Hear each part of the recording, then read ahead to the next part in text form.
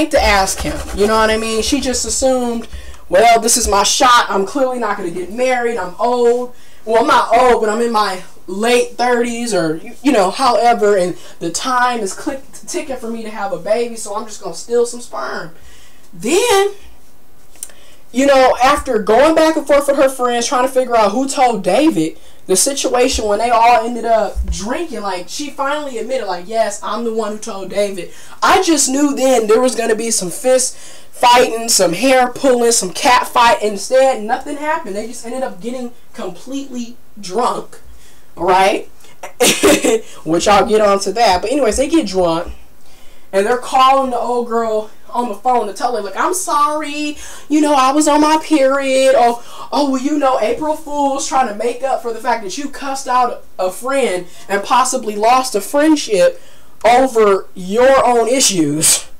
And that's something that I notice a lot of women, but people in general, men and women, do try to blame everybody for things that they've done. There is no self-accountability.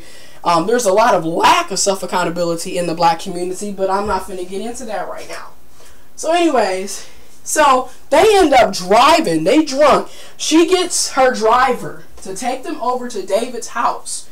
Meanwhile, they get to David's house. They're going back and forth about what she's going to say when she addresses David. Mary Jane gets out the car, knocks on the door.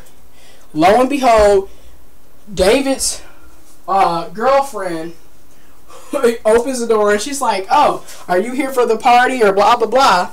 And I just knew then, like, dang, this show really tripping, because if somebody would have came and knocked on my door asking me about my man or, you know, my boyfriend or whatever, you're not finna walk up in my house so calm and easily and have an attitude with me. But anyways, so she comes in the house and they're going back and forth like, look, you know, she's trying to win him back. Mind you, he had already left. You know, she had even chased him down before. It's like it's over. He's got somebody. It's time to move on, but she's still chasing after dude. Which brings me to this. For men and women, stop chasing after men and women. If they don't like you or want you, they never will. You look pathetic. But that's neither here nor there. So anyways, he tells her straight up, look, you know, you thought I was broke. You wanted to listen to your friends when I already had money. You just thought I was using you and this, that, and the other. And he even offers her a stack of money. Like, look, here's your money back since you thought I was using you. And then she goes back for, well, you didn't tell me to stop. And he's like, why would I tell you to stop loving me? Which brings me to this. We do need to have a sit down in the black community and figure out what love is. Because what love is to you probably ain't love to somebody else. But that's something that needs to be discussed in the black community, especially with black love relationships, because they are so dysfunctional. There are good black relationships, but there are a lot of dysfunctional relationships because people are coming in with too much baggage and these overly high expectations that nobody is going to meet because nobody is perfect. But anyways, going through all of that, once again, she ends up leaving, you know, and he's telling her, like, look, I got somebody, you know. So anyways, they're drunk. They get in the car. The girl who almost committed suicide at the beginning of the season, who told David about the sperm, once again, this is her second lie. She never was drunk. She's about to go in and deliver some babies at the hospital. So she tells the driver to drop her off at another friend's house because she's too unstable to be driving or going anywhere else. Well, they go over to her other friend's house.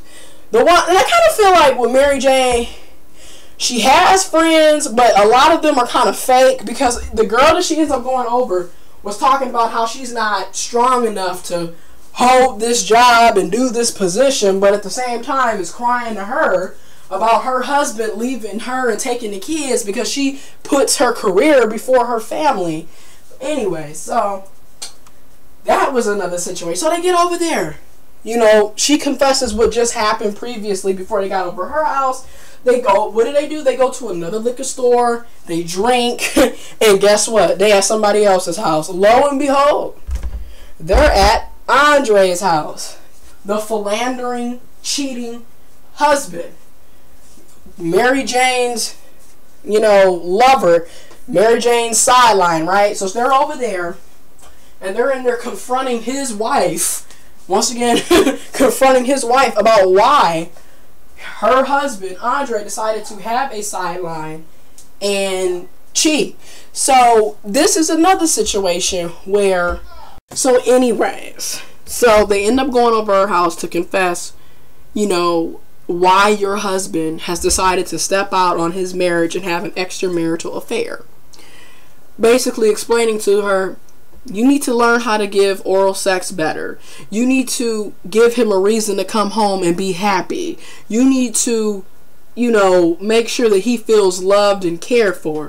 Which is 50-50. I get, yeah, she does need to do, like how they always say, if you don't take care of your man or woman, somebody else will. That is true. However, that is a cop-out excuse on the other 50%, because when you decide to get married, you basically admit, till death do us part. With that being said, it don't matter if that person ain't making you happy to come home or not. You're not supposed to be cheating, point blank, period. And it's funny, because if it was on the other foot and the wife was cheating on the husband, do you really think dudes will be sitting up giving him an advice like, look, if you eat her out better and you cook and clean and you do her hair, she's gonna, no, dudes will be like, you need to leave her alone because she cheated on you. It is very amazing, the double standards in this situation. But that's neither here nor there. Like I said, I get where she's coming from, but you need to make home an enjoyable place to come home to. You should be happy to come home to your mate, and you should do everything in your power to please each other. But at the same time, cheating, come on, y'all, especially all you black Christians out there who love to talk about how you love Jesus, but then turn around and have extramarital affairs in a minute. I guess y'all forget adultery is a sin, okay? But anyways, so after that whole situation, of course she kicks them out. Like, she ain't trying to hear it. She ain't trying to hear it because low-key she knows some of it is true. But anyway, she kicks them out, and they all get ready to leave. And once again, Mary Jane, well, take me back to David. Take me back to David's. And the driver's like, look, I gotta go. You can either go home or you could go to these other destinations that I've been told to take you to. So they end up going back to Mary Jane. She texts her friend, oh, I need you to come now, urgent. The one that told David in the first place about the sperm.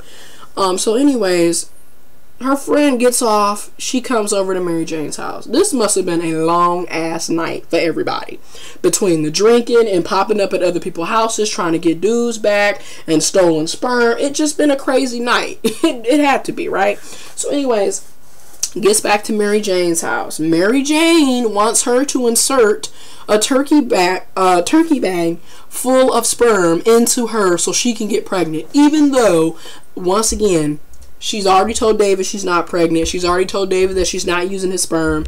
Her friend, the doctor, already told her, like, look, you stored the sperm wrong anyways. It's not going to work. You're not going to get pregnant. You're still going to have issues and this, that, and the other. But she still wants to go through with it. She's determined to go through with it. So she's laying on the floor. Her friend is prepping her to get ready to insert the turkey baster inside of her and put the sperm into her, knowing it ain't going to do anything.